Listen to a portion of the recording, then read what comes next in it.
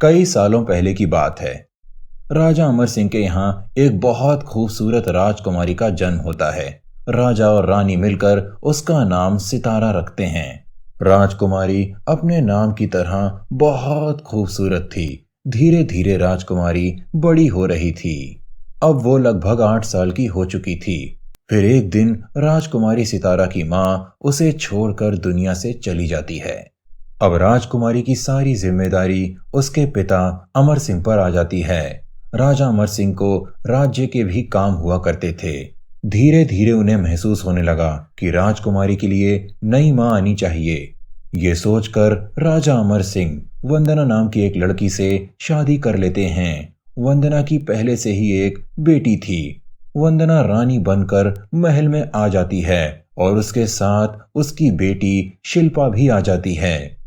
बेटी सितारा, देखो मैं तुम्हारे लिए नई माँ लेकर आया हूँ। तुम्हारी नई माँ तुम्हें बहुत प्यार करेगी और साथ में तुम्हारी छोटी बहन भी।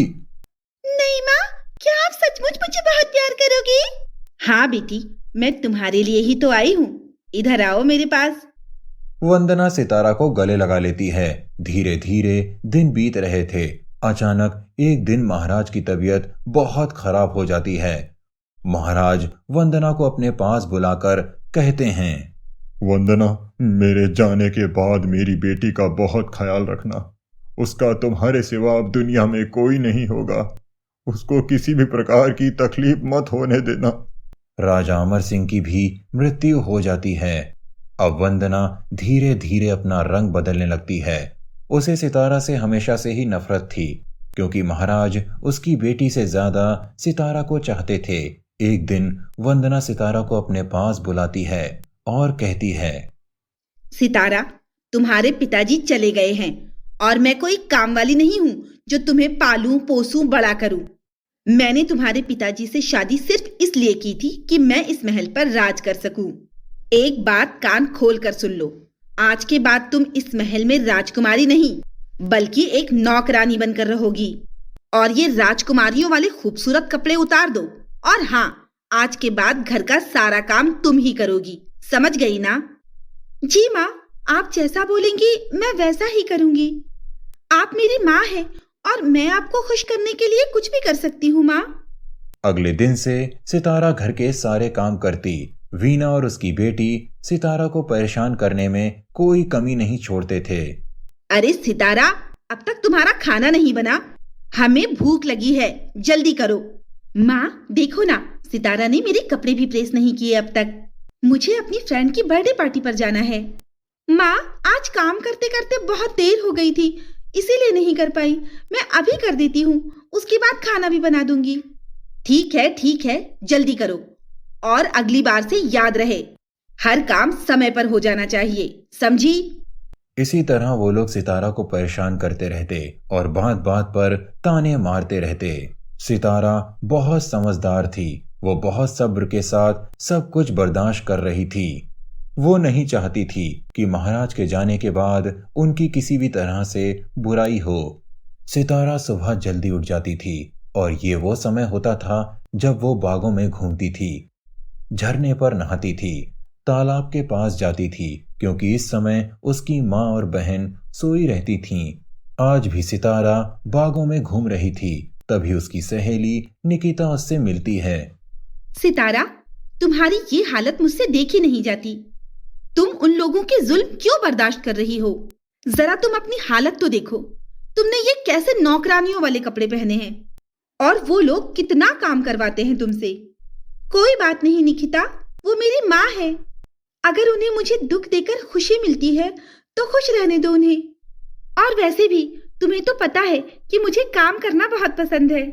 सितारा, तुम्हारी इसी अच्छाई का वो लोग फायदा उठा रहे हैं। अच्छा सुन, मैं तेरे लिए एक गिफ्ट लाई हूँ।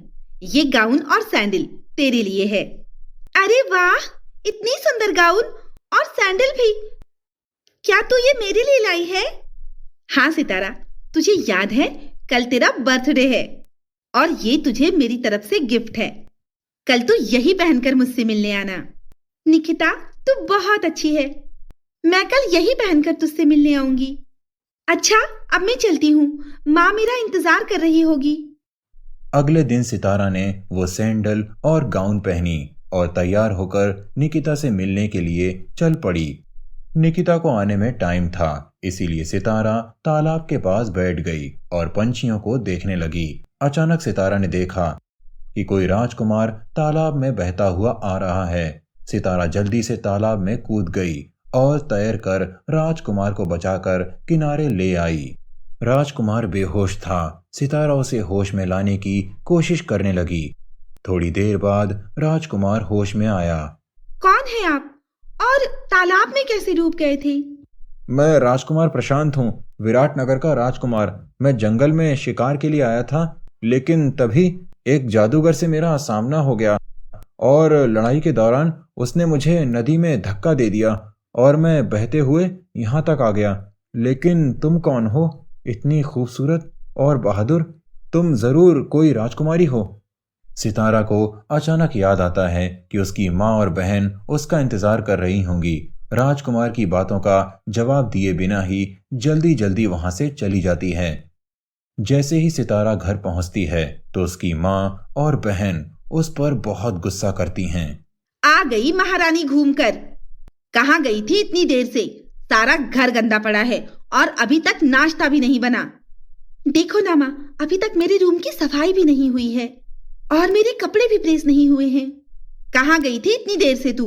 कौन करेगा सारा काम अब? माँ मुझे माफ कर दो, मुझे देर हो गई। तालाब पर चली गई थी मैं। अभी जल्दी जल्दी सारा काम कर देती हूँ मैं। माँ देख रही हो, इसने कितनी सुंदर गाउन पहन रखी है। इसके पास इतनी सुंदर गाउन कहाँ से आई? जरूर इसने मेरी गाउन चोरी की होगी। नहीं शिल्पा, ये गाउन मुझे मेरी फ्रेंड ने दी है।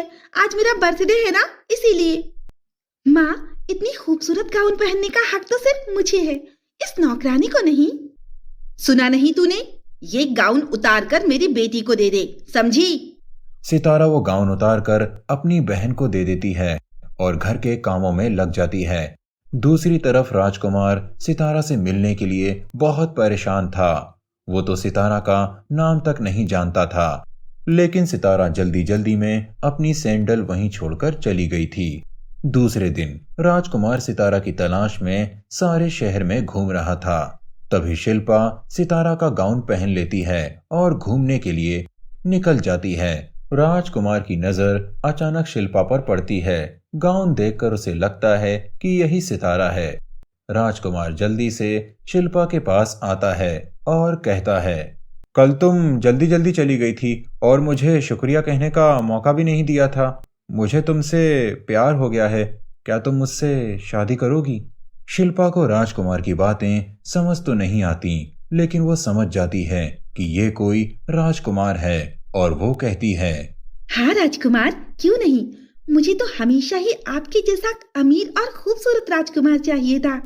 राजकुमार को शिल्पा की बातें अजीब लगती हैं और उसे शक होता है कि ये वो लड़की नहीं है। नहीं नहीं, तुम वो लड़की नहीं हो जो मुझे कल मिली थी।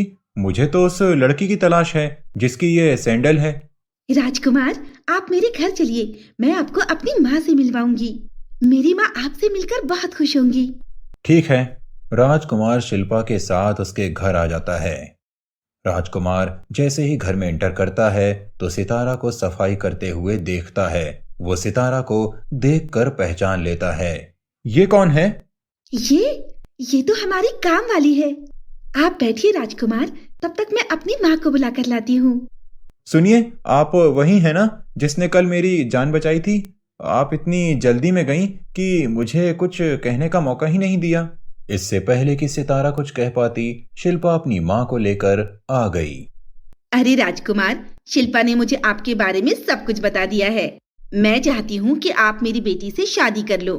मैं शादी उसी लड़की से करूंगा जिसके पैरों में ये सैंडल आ जाए। लाइए राजकुमार, ये सैंडल मैं पहनती हूँ। शिल्पा ने वो सैंडल पहनी तो उसके पैरों में फिट नहीं आई। सुनिए, क्या आप ये सैंडल पहनकर दिखा सकती हैं? सितारा ने जैसे ही वो सैंडल पहनी, वो उसके पैरों में फिट आ गई। मैं आपसे शादी करना चाहता हूँ, क्या आपको मेरा रिश्ता मंजूर है? अरे ये तो हमारे घर की नौकरानी है, आप भला इससे शादी क्यों करेंगे? तभी वहां सितारा की सहेली निकिता आ जाती है और राजकुमार को सारी बातें बता देती है। राजकुमार सितारा को लेकर वहां से चला जाता है। शिल्पा और वंदना खड़े होकर सितारा का मुंह देखती रहती हैं। तो दोस्तों, कैसी लगी आपको हमारी कहानी? अगर पसंद आई हो तो लाइक, शेयर एंड सब्सक्राइब करना ना भूलें और ऐसी ही कहानियाँ देखने के लिए बने रहें हमारे चैनल पर।